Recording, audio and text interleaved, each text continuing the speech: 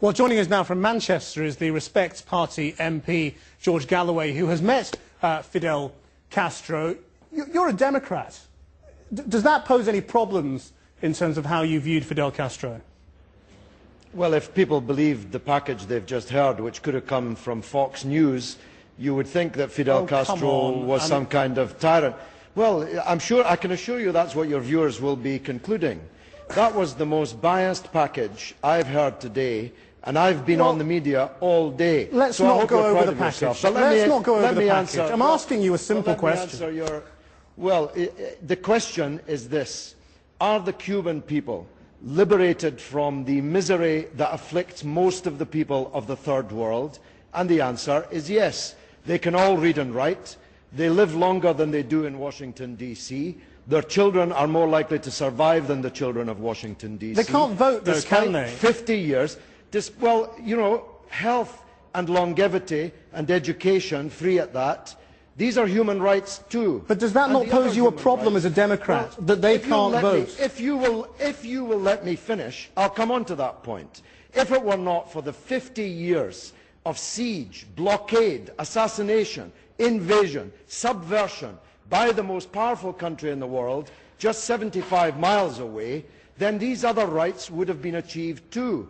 You'd be better addressing your questions to the United States of America, which for 9 administrations in a row has done everything it could to destroy the Cuban Revolution, precisely because it's an example to the people of the third world, not least Latin America, where more and more of them are following it. But you can't blame Washington for the lack of democracy, can you, in Cuba? Yes, you can. And there's no doubt that some people in Cuba want democracy and want a say in their affairs. Well, we all want democracy, but the facts are that in Latin America, the only way to get elected now is to profess friendship with Fidel Castro and opposition to George Bush, none of which was reflected in your package. Fidel Castro, Hugo Chavez seem like the men of the hour, don't they, rather than Milton Friedman and Ronald Reagan? Well, why don't they go to the electorate then in Cuba? If Fidel Castro is so fundamentally popular, why not make the transition to democracy now? Well, when the United States lifts the state of war and siege on Cuba, but that's irrelevant, normal life can... No, it's absolutely relevant. When Hitler was at the Channel ports threatening to invade us, there wasn't much democracy, and if you'd wandered around the East End proselytizing for Hitler, you wouldn't have lasted long. There's every threat. They've tried to kill Fidel Castro hundreds of times. They've invaded countries all over the world, thousands of miles from their shores. Hitler didn't stop democracy in Britain. Yes, he did, as a matter of fact. Many democratic freedoms were suspended in Britain, especially for those who were proselytizing for Hitler. And that's the comparison that you have to make. We didn't lose the vote. Notwithstanding that siege.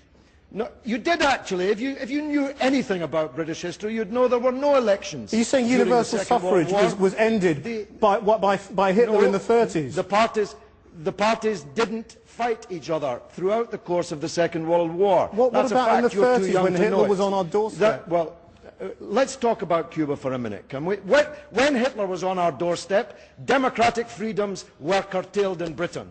The United States is on the doorstep of Cuba and has tried to destroy it for nearly 50 years, and so some democratic freedoms are suspended. So where do you see the future then? I mean, do you see the revolution continuing post-Fidel, or do you think there will be some sort of transition?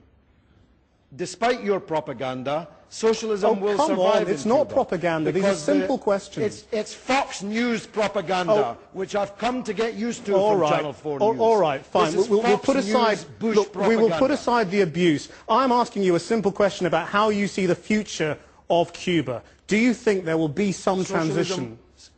Socialism will survive. I know that makes you sad, but it will survive. The free health service will survive. Free education will survive. Cuba will continue to be an icon for people around the world who want to see liberation and want to see the escape from the domination of globalized capitalism and United States domination. George Galloway, thank you for joining us.